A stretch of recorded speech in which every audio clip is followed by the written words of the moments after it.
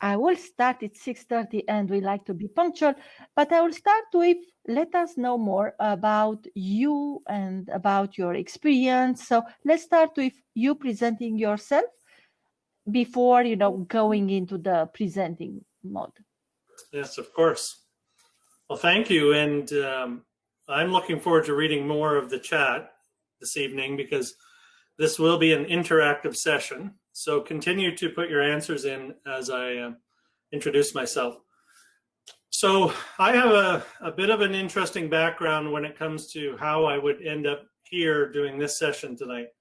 My background originally was as an athlete and then as a high performance coach in the sport of swimming. And I did that for about 20 years. And had athletes at the Olympic Games and all over the world.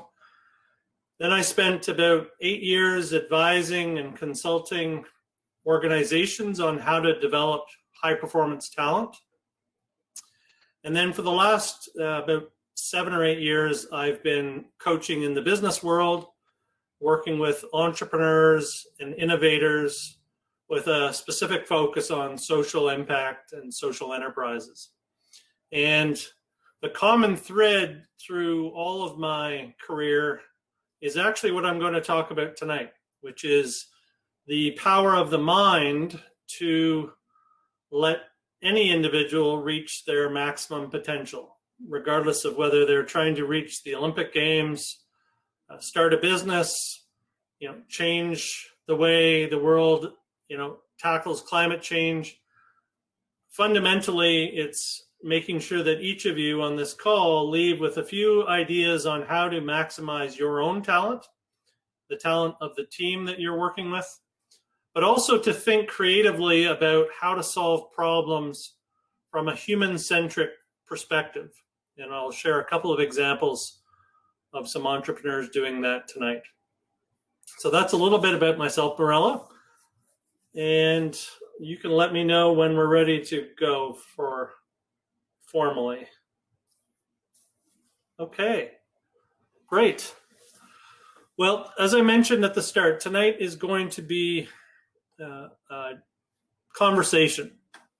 I'm going to share some ideas, some observations from a career working with thousands of people over 33 years. And I'm also very interested in what you're up to and in finding ways to support your ideas tonight. So we'll need you to engage in the chat box. And if there's an opportunity, Morella has figured out the magic of how to bring you up on stage with me, and we can have a conversation on video to talk about your specific ideas and the kinds of problems you're trying to solve and ways that mindfulness and a mindful approach can help you achieve your goals. So I'm going to start by just covering what we're going to discuss tonight. Let me just make sure my navigation's working here. There we go. So I thought I'd cover a few different angles of mindful impact. One is how mindfulness and a mindful approach can help you as an entrepreneur yourself. And obviously, learning mindfulness and a mindful approach isn't limited to your entrepreneurial efforts. It will extend into all areas of your life. But we know that being an entrepreneur does carry with it some additional pressures.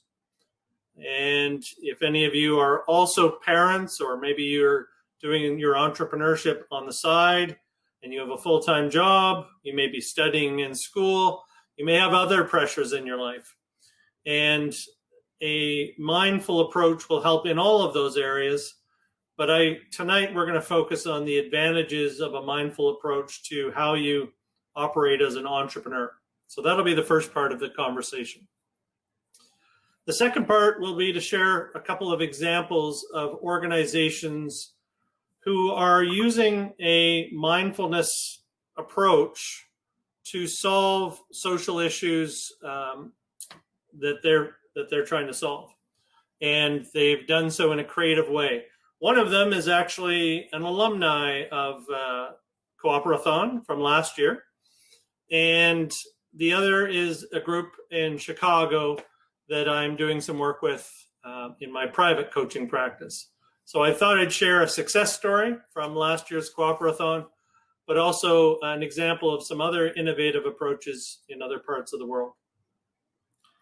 We'll take a little bit of a break. In the third part of the session, we will brainstorm some ideas on what are different approaches to solving some of the big social impact and social issues that you're looking at right now. What are ways we could solve those using a human-centric and mindful approach to changing the way that humans behave, given that in most cases humans are part of the problem, and we need to affect change in how humans interact with the earth in order to see the impact that we would like to make. And we'll talk about some different ways that you might be able to do that.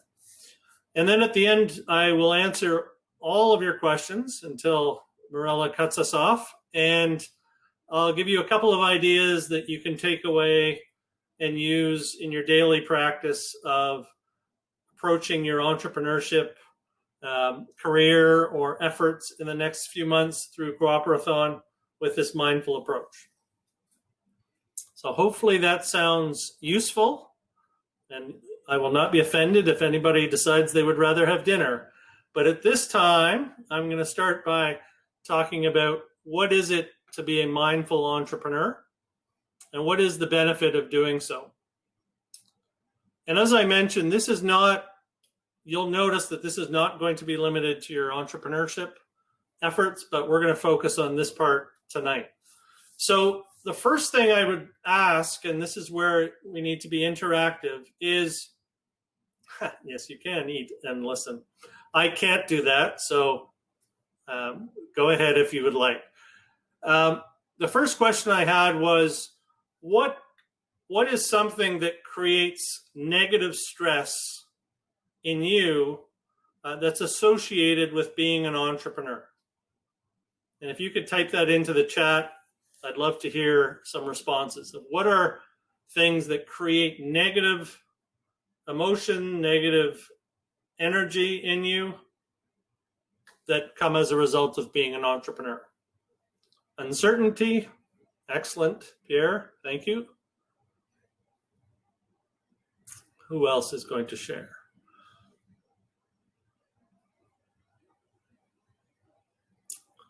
Now, come on, folks. I know there's got to be a couple of things. There we go. Doubt, juggling high pressure within the project of work together with COVID, kids at home, unknown, expectation, money, too much to do, too little time. Great. Indifference from target users. Excellent. So, excellent. Don't have all the talents, not knowing where to start. Beautiful. So these are some great examples. And what I'd like you to do is to take a look at the answers that are on the screen there and think about the way that our minds work, in that when we have emotion and when we feel something in our body, that's triggered by something that first happens in our brain. So it's a thought, it's something that enters through our brain and then creates an emotional response and sometimes then leads to an action. And I'll use a simple example. A friend of mine yesterday told me she got cut off on the highway. Somebody cut over right at the last moment to get to the exit. And in the past, her behavior was she would have slammed on her horn, she would have followed the person off the highway, and she would have found a way to yell at the person because that would make her feel better. Well, yesterday, and we've been working together for a little while, she reacted, saw her hand going towards the horn and stopped it and just relaxed and carried on down the highway. And so we all have an emotional response to being cut off on the highway if we're driving and we feel like we've been put at risk. But what she demonstrated in the story of what she used to do versus what she does now is what's possible for all of us when we become aware of the thoughts that trigger our emotions and then sometimes our actions as well. And she felt within 30 seconds, she said, she felt the emotions of that moment disappear. And she actually felt pride in the way she had dealt with it. And so this relates to everything I see on the board here, which is doubt, uncertainty, the way other people are reacting to my product, my idea, pressure. What else is up here? Not knowing. Right? These are thoughts that are creating negative emotions in us. And one of the biggest benefits for entrepreneurs of having a mindfulness practice or being more mindful through the day, and I will explain the difference between the two, but of operating with that tiny little space between the thought, the emotion, and the reaction, creating some space in there, is that you disassociate a lot of the emotions that get built up with the inevitable thoughts and things that are going to happen during the day. We as entrepreneurs have things happening all day long. They're happening oftentimes externally. Sometimes it's our team, sometimes it's our customers, sometimes the website's not working, what have you. But we have a choice in the moment when those things happen on how we're going to react to them. And that choice comes from noticing our thoughts, creating a little tiny gap where we see the thought, we know what that thought is going to lead to, and we choose to just let it be as opposed to attaching to it. And this sounds nice. Most of us would love to operate in this way, but it is actually very learnable. And this example I used of the being cut off on the highway, she's been working on this for a couple of months and has automatically now is seeing these thoughts before they become emotional responses. Even though she almost had the trigger of hitting the horn, she actually saw what was about to happen and was able to stop it and continue on. And that can happen for all of you. Now, I mentioned mindfulness versus a mindful approach. So many people have a mindfulness practice, and sometimes that's a morning meditation. Some people, it's their exercise is where they get meditation from. Many people have a period of the day where they focus on mindfulness, and then they start their day.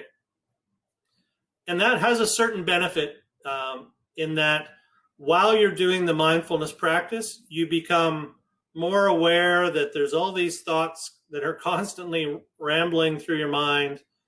And you start to learn that because you can notice your thoughts happening, you also can choose whether or not to engage with them. And if you just wait for half a second or a second, those thoughts will float away and they'll be replaced by new ones. And whatever potential reaction or emotion that could have happened is no longer possible because that thought has evaporated. So that has great benefit. And for sure, when I'm working with a client, we usually start with a mindfulness practice. It doesn't have to be elaborate, but it's just getting used to the idea of having quietness and a little bit of space in your day to have this sort of this opportunity to sit and listen to all of the noise and to get better and better at letting those thoughts go and being in a more peaceful state. A mindful approach to the day is different in that it actually is a more sort of real-time version of mindfulness. where as you're going through your day, you become tuned in to any thought or early emotion or reaction to something. You notice it in real time and you adjust in real time. And you become very tuned in to letting things go before they trigger you into either a deeper emotional response or a reaction to it. And this is a little bit higher level version of mindfulness, but it is definitely learnable again, and really effective and helpful for entrepreneurs. Because as I said earlier, we go through the day and we're constantly getting inputs that we have to sort of respond to. And learning how to respond in a much leveler way emotionally can be extraordinarily helpful in terms of your emotional well-being and your resilience to get through the inevitable ups and downs that come with being an entrepreneur. So, you know, the little comment on the slide about reconnecting to your innate well-being, resilience, and creativity. I want to touch on this a little bit. The idea here is that absent from a bunch of negative things in our mind, we are generally well people. We have well-being within us. We even have mental health within us. Obviously, there are severe cases where people have had traumas or other sort of more physiological-based reasons for mental health challenges. But by and large, most people have mental health within them, but their minds create a lot of the problems that they end up facing, which are real problems. Resilience, again, as human beings, we all have resilience. But when we let a lot of negative emotions take over our minds and affect our bodies, our resilience can be dramatically challenged. And then creativity is an interesting one, because a lot of people think that, well, certain people are creative and other people are not. But what we've actually learned is that we all are creative. It's how free our minds are to let ideas come through that determines how well we express our creativity. And so all of this really does come back to a simple principle of the quieter we can be up here, and the more aware we can be of the thoughts and the patterns of thoughts that happen to us through the day, the more easily we can get into a state that takes advantage of our well-being and our natural resilience and our natural creativity, and in fact, our inner wisdom that creates all kinds of brilliant ideas. I would challenge each of you to think about some of the places when you have come up with your best ideas in your life. I have a good friend who has it's like a chalk pencil that he keeps in his bathroom, and he has white walls in his shower that he writes on, much to his wife's dismay. But his shower walls are covered with his ideas that he comes up with in the shower. For some people, it's when they're out for a run. For others, it may be, you know, when they're meditating. And for him, it's when he's in the shower and his mind is no longer spinning through all these thoughts, something about the shower that just lets us release from that.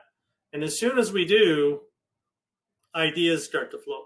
And there's a very different thing from ideas flowing from within us as compared to ideas that are spinning around in our mind. We really want to tap into this inner wisdom that we all share, all of us share, when we get into a quiet place. So the second question I wanted to ask you was, what is a challenge that you have, and this maybe applies to those who already have maybe a team of people working with them or some partners.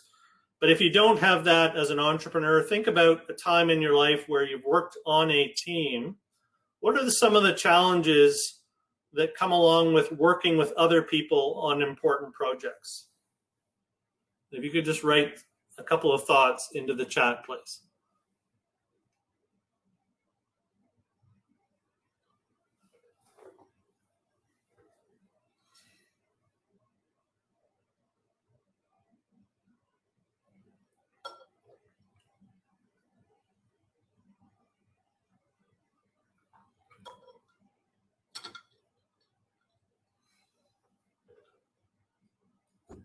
Excellent.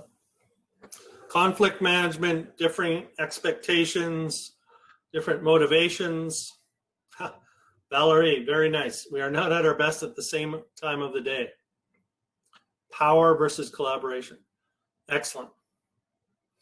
So one of the interesting things that we've learned in working with teams is that when we understand that people's actions and behaviors and emotional responses are related to the thoughts that they're having, we can actually understand how to resolve the differences that in what's happening, or the differences in how we see each other. We can resolve those in a much easier way, and we can certainly allow them to impact us in a much different way. And so I work with many different teams in different areas of my life. And one of the things that has been really helpful for me is that when I started showing up in the team settings and could see other people as simply their actions were not about them being right or wrong, they were actually about the way they were thinking about something was creating a reaction in them that was different than the way I was seeing what was going on and the reaction that it was causing in me. And when I started to see that, I could find ways to ask questions and to present things, or to seek from them an understanding of how they were thinking about what we were talking about, because I was seeing that it was creating a reaction that was surprising to me. So instead of me judging them for their behavior, I sought to understand it and understand the thinking that was leading to the behavior or the emotional response behind it.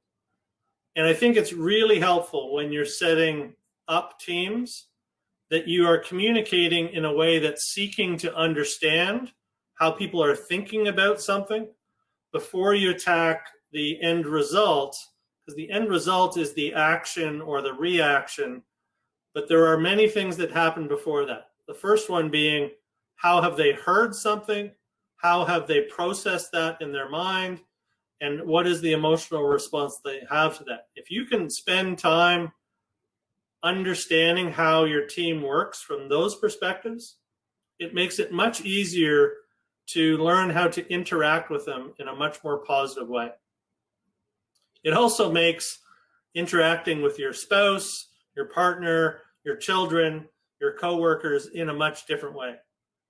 My wife drives her crazy because I don't react to anything. I go along at a nice steady level pace. I see her behaviors. I understand where they're coming from, but I don't let them bother me.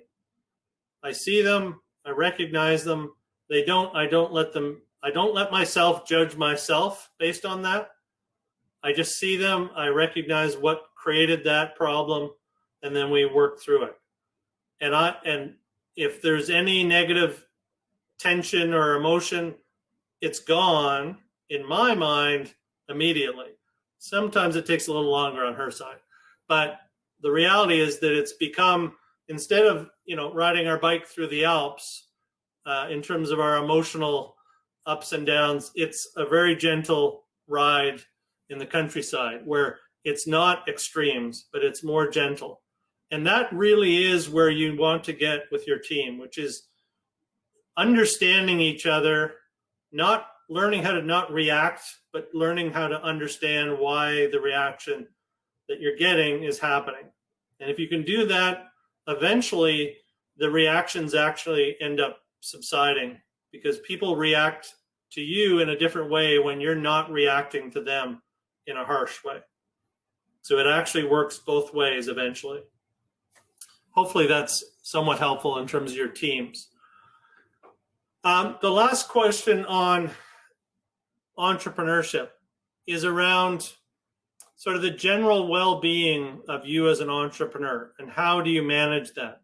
And I'd be curious for each of you that are already entrepreneurs, what are some practices that you use to manage your own well-being through the day, to make sure that you're taking care of yourself before you're taking care of everybody else?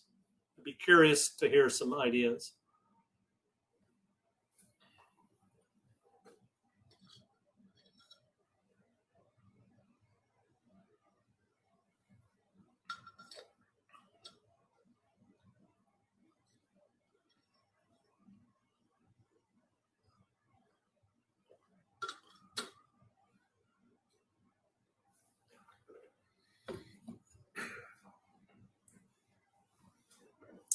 Excellent.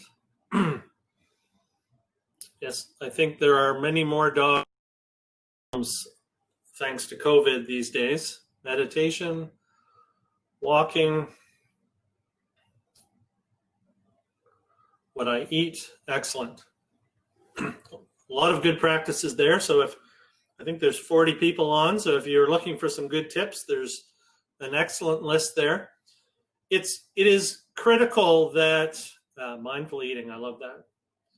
It is critical that as an entrepreneur, that you realize that the success of your business requires you to be at your best. And if you are not managing that as the first priority, then the success, you're putting your own business at risk. So your ability to be at your best from a mindset and a mindfulness and a healthy mind perspective, but also from your body, your relationships, the love of your pets, making sure all of these things are in place is critical to you being able to show up as an entrepreneur and a successful entrepreneur. And you'll hear lots of stories about Elon Musk and Gary Vaynerchuk and people who talk about how many hours a week they work. But the vast majority of successful entrepreneurs operate in a healthy way. And when they set healthy examples for their teams, they create healthy cultures, and they create an environment that people are attracted to be part of. And so the best thing you can do as an entrepreneur, especially if you're going to be the leader, is to set the example for your team, which is that each person on your team is empowered to take care of themselves in the best way possible, that you encourage mindfulness practices in whatever form that is for each person, that you create a workplace that supports people having time for breaks, for walks. We see offices that allow pets to come in. These are the kinds of decisions that unlock more of the potential of the team that you're putting together than by trying to control their behavior. And this idea of having a team and having an entrepreneur as the lead of that team who comes from a mindful place through as much of the day as possible has the opportunity to unlock this incredible potential within your team that at this point you have no sense of how powerful that can be. I have worked with entrepreneurs over the period of 6 months where they've gone from being completely bogged down to having a complete business launched and thriving because they got out of their own way in their mind and they came up with these creative solutions that they, up until that point, couldn't have imagined. And it was all about unlocking their mind by quieting themselves down and having a way to address negative thoughts as they showed up through the day, having better ways to respond to negative things that happen during the day, having different ways of managing their team, and just having that leveler road as opposed to the Alps to go through as their normal day. It's not that they didn't have good days or bad days, but the good days and bad days didn't create massively different reactions. So if you had watched them on a good day or watched them on a not so good day, you wouldn't have seen a noticeable difference. And that's really the goal, to be a highly effective, high performance entrepreneur. Are there any questions on this part of mindfulness as it relates to being an entrepreneur yourself before I move on? I'd be happy to take a couple of questions at this point.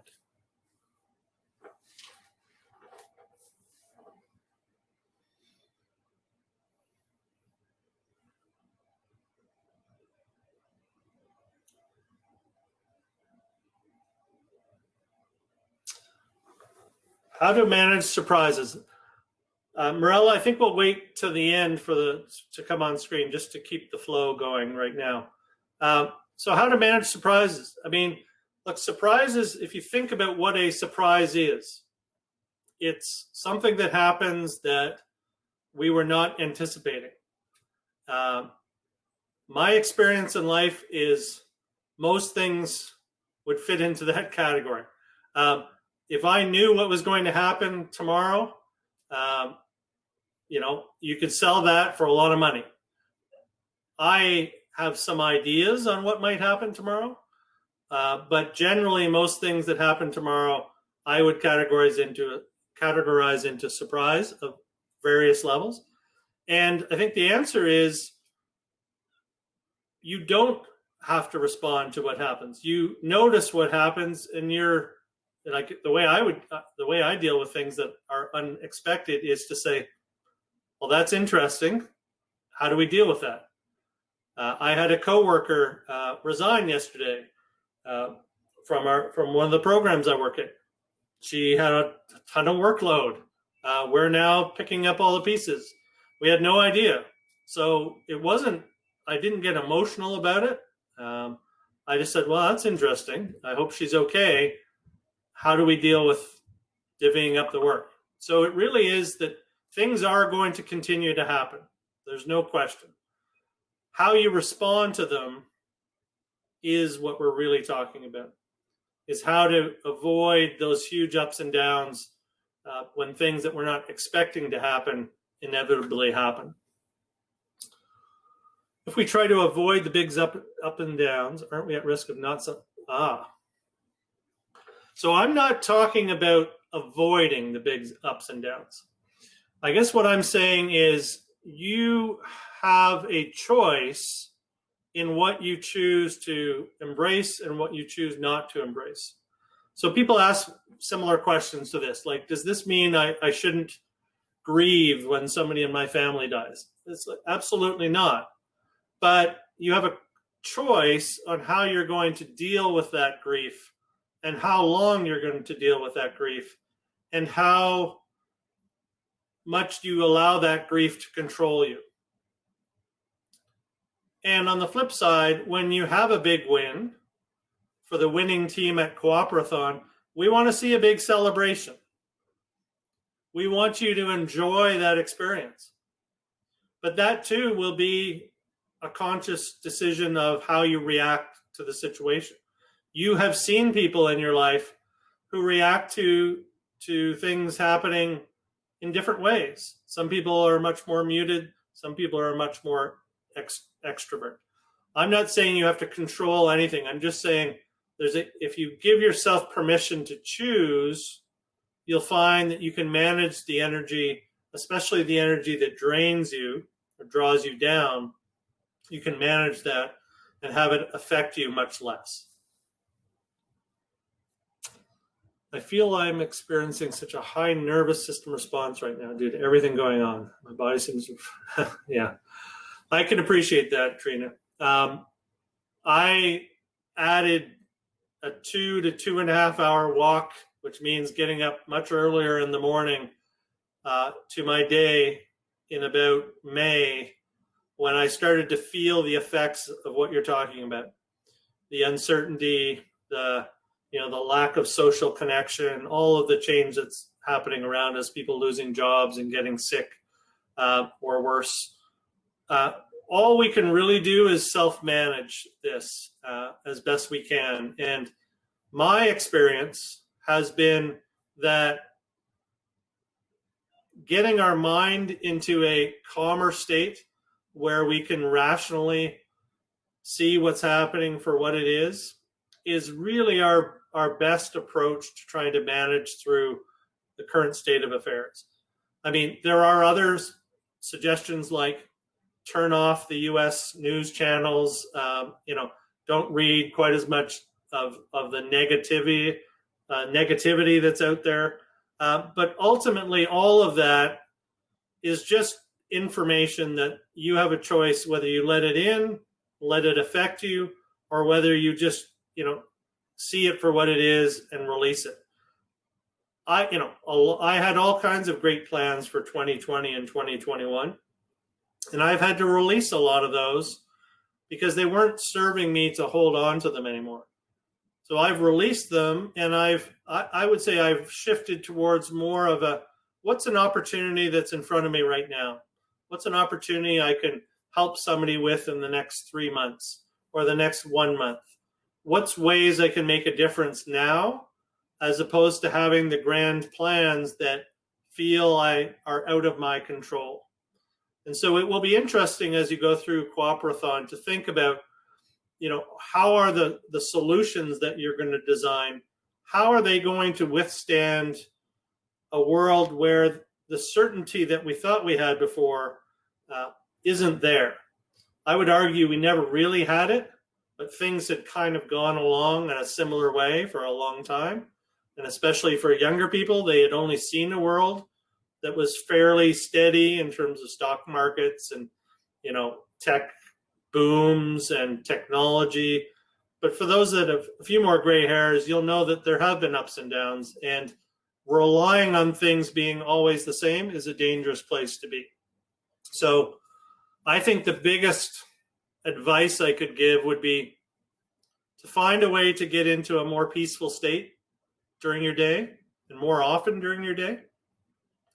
And then from there, try to just manage the ups and downs of the inevitable, external inputs that you're going to deal with, and maybe shorten the horizon of what you're looking to try to control or have certainty about in your day. And those for me at least have been very helpful. Excuse me. Amygdala hijack is part of the process, for sure. It is, and this is a really interesting, amygdala hijack, those are interesting words, because the hijack part suggests that we have no control over it. And what I've learned is that with practice, we become much, much better at noticing how our body is responding in the moment, or even anticipating before the reactions are happening. So yes, we are wired as human beings a certain way. People would argue that, when we got chased by wild animals way back when, we were ingrained with this way. But we also know that we can rewire based on how we think. And if we start thinking in new ways, we change the mind maps that are sort of programming how we respond to things. So my sense is, and again, I'm not going to say I have certainty on this, but my sense is that with practice, a calmer general state about you, and practice of noticing thoughts and emotional responses, that we can remove the hijack from that question and just realize that we are going to respond to things, but we can get better at anticipating and then trying to make choices on those responses, or just detach from having as much emotion attached to responding in certain ways. And I think for a lot of people, detaching from the emotions of a thought is as helpful as trying to control it in any way. My way is to manage things based on importance and or emergency. That's interesting. And I certainly, there are many task management approaches to how to get through the day in a more effective way, how to be more efficient. My experience, and I've used all of those systems at different times of my life. My experience now is that I approach things with less bias in a positive or negative way towards them. So I associate less emotions to external things, and I just see them as, things that just have to end up getting done. So it's interesting. Obviously, as an entrepreneur, there are there's the four corners where it's urgent and important. You don't want to let those fall off and just go about your day, humming all day and be happy.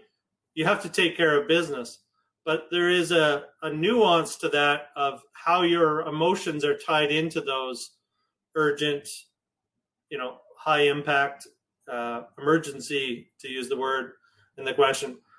And I think the less emotions you can attach to those and to learn to disassociate a little bit, the more that'll smooth out the day as you go through those. So some great questions there. Really appreciate that. Hopefully some helpful responses. Okay. So I'm going to go into this section and then we'll take a little break. So this is just some storytelling. A little bit of a celebration for Coopérathon as well. So last year we had a team in the Toronto, in the Ontario group, who were trying to solve the problem of the overwhelm that newcomers to Canada feel when they first move here. And, all of this new information, all of these new systems, different rules, all these licenses and registrations and all of this bureaucracy, never mind that they may not have a community, they may not have friends, the language may be quite foreign, and there's a lot of stress and negative emotion tied into that. And so they were really trying to solve, how do you solve that problem? That was the challenge they took on last year, which was a huge problem, maybe too big a problem for their own good, but they took on the whole problem. Their initial solution was to create a sort of a one-stop website where people would go sort of follow a journey as they were, before they were coming to Canada, once they arrived, and once they were getting settled. And it sort of laid out all the information for them as they went, as they arrived into Canada. And one of the team members, who is a yoga teacher and a mindfulness practicer, decided she wanted to do a little bit of a different version. And I found this really interesting, because if you think about the problem that they were trying to solve, it was how people feel and deal with the overwhelm of coming to a new country, and how do they, in that state, figure out what the right thing to do is, who they should be talking to, etc.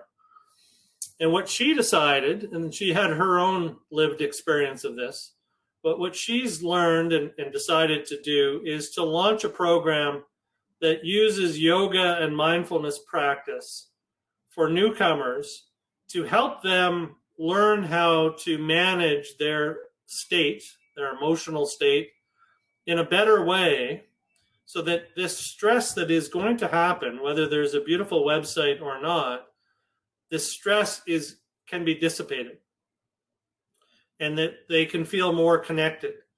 It's also allowed them to come together as a community. So these are through yoga, yoga practices. So people come together from all kinds of different backgrounds and they meet each other. But the mindfulness and yoga practice has really become the solution to how to allow people to manage their emotion in a emotional situation. So the project is called Through Yoga, and don't think she's got the website up, but all the social media channels are through yoga, without a space between the two words. And we can put her name into the chat. Marilla, you could put Elspeth Camp Ruby. So what I loved about that is that there are a lot of people that have tried to tackle this problem.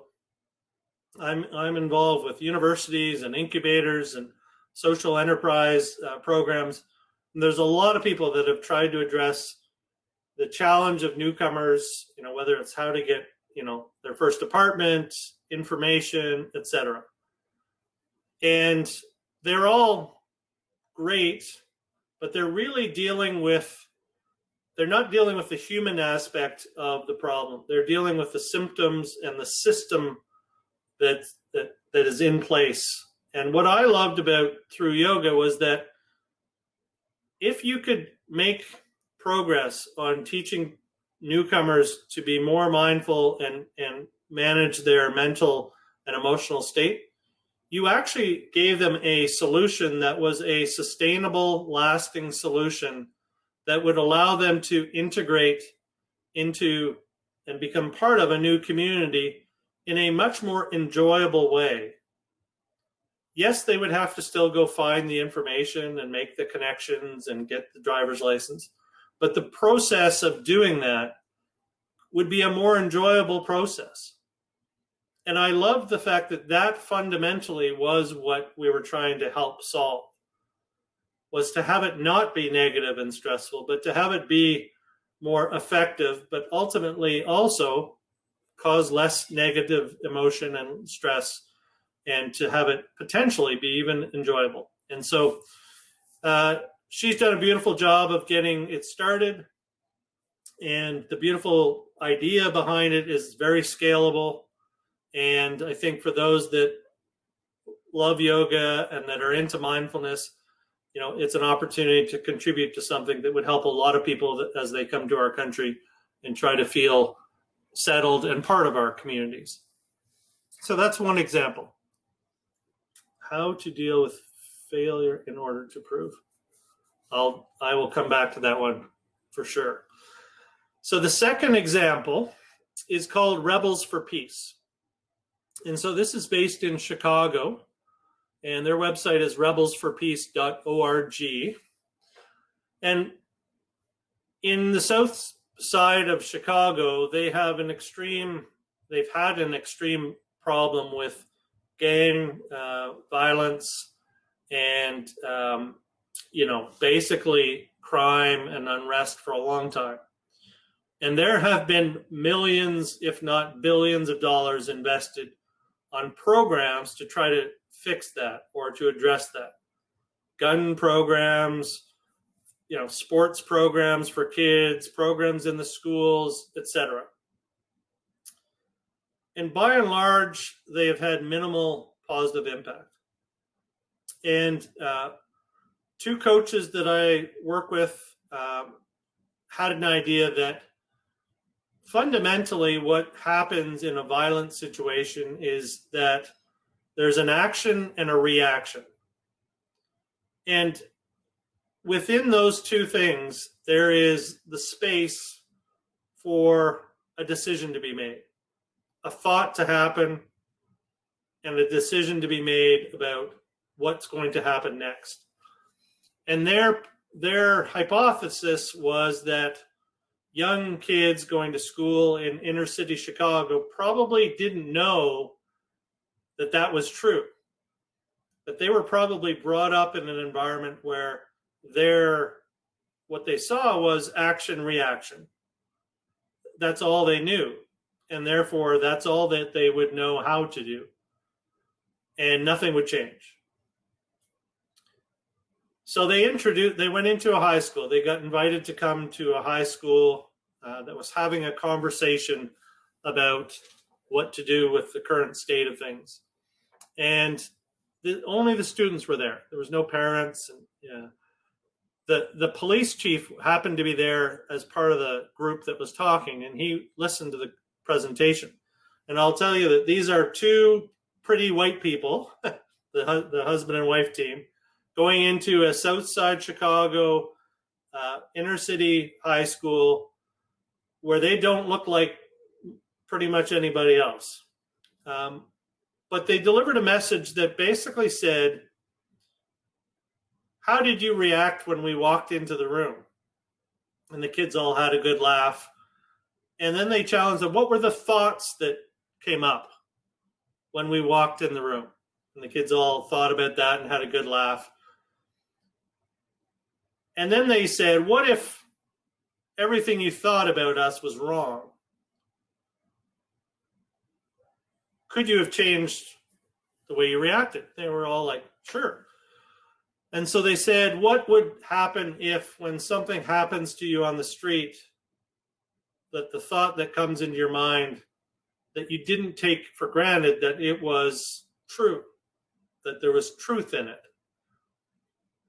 What might happen from that? And they just left that question hanging with the kids.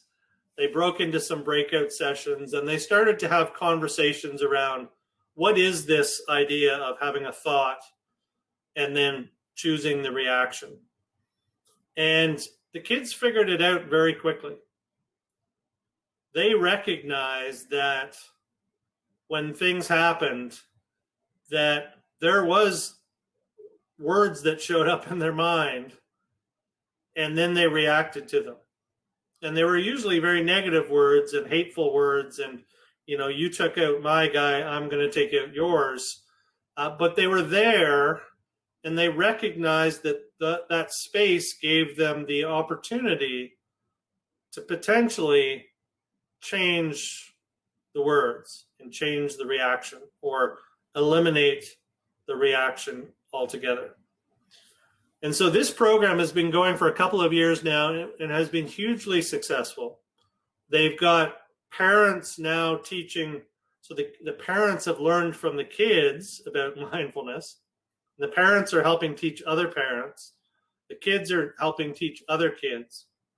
And one of the beautiful stories that I've heard was told by one of the teenagers in the high school. And apparently he was explaining this concept to an elementary school in his neighborhood. And in their neighborhood, there's a train that runs, like there's a steady stream of commuter trains that run through their neighborhood all day. And there's a crossing track that has lights, a red light, a yellow light, green light. And the way he explained it to the young children in the elementary school was that a thought is like the train that goes by at the tracks. We notice it, we can hear it, we can see it, and when it's going through, the light is red, and we have to stop. Once the train has gone through, or the thought has gone through, it changes to yellow, and then we have to be mellow, using his words. And then, once it's gone, we go green and we go on. And that's how a high schooler explained mindfulness to an elementary school. And I thought it was brilliant because it really is just about having that space and letting the emotional attachment to the thoughts dissipate just for the moment to let them go on by so you can proceed and not get caught up in them. And so what Rebels for Peace is for me is a really interesting example of what happens when you take the time and the discipline to really understand the problem you're trying to solve, especially when there are human beings involved. Because most of the things we try to do deal with the symptoms of bad human behavior or unconscious human behavior. Maybe not purposefully trying to make the planet, fall apart, but unconsciously our behavior is doing that. And how might we affect change at that level so that people are more conscious about the way that they act in the world and the way that they interact with the environment or the way they consume products or whatever your issue is going to be, that I would really challenge you. And in the last part of our session tonight, we can talk a little bit about what are some creative ways you might do this, is what are the human elements to solving the problem that you're trying to solve that could really unlock a forever solution. Because I see a lot of people working on solutions that are dealing with symptomatic problems of human behavior. And if we don't address the human behavior, then yes, we'll deal with the symptomatic problems, but we're not fundamentally going to eliminate the problem in the first place. And I think that there is a lot of work we could be doing in understanding the human mind and how it contributes to the problems that we're all very worried about and that we're all trying to address. So that's going to be the last part of our session tonight, is to just open up some questions and some ideas around what's a problem you're trying to solve, and then creatively trying to think of some ways to solve it from that human mind perspective. Right? It doesn't work for everything, but if you think that anytime you think that something, you're going to change the government, you're going to change a system, you're going to change the way corporations do things, none of those things actually exist. All they are people or groups of people. So if we're going to change government, we have to change the way people within government think and act, and the way that they see the reality of the world. If we can affect change at that level, people can change in an instant. I've seen people have an insight through a conversation and have them change their behavior 180 degrees in that moment, when before that they were entrenched in believing something. And when we could help them see it in a different way, their reality, their version of reality, changed in that moment. And they could see a different path to go on. And that is an opportunity for all of us that are so passionate about social enterprise and social impact, that some of the change that we wish for most of it lies in the heads of the people that are within the problem. And if we could learn how to unlock that, a lot of things can happen. So I've been doing a lot of talking, but we're going to take, if we could, 5-minute break. So if you need to go to the washroom, get a drink of water. I'm mainly talking about myself right now. We'll come back in 5 minutes. And in the meantime, if you could write into the chat the problem that you're trying to work on, or a problem that you would like to discuss, I would be happy to bring some people on the screen if you wish, and talk about what you're trying to work on and come up with some creative solutions on how we might take a human approach to it. So 7:35, we'll be back for the last part of the presentation, and then I'll take any additional questions at the end.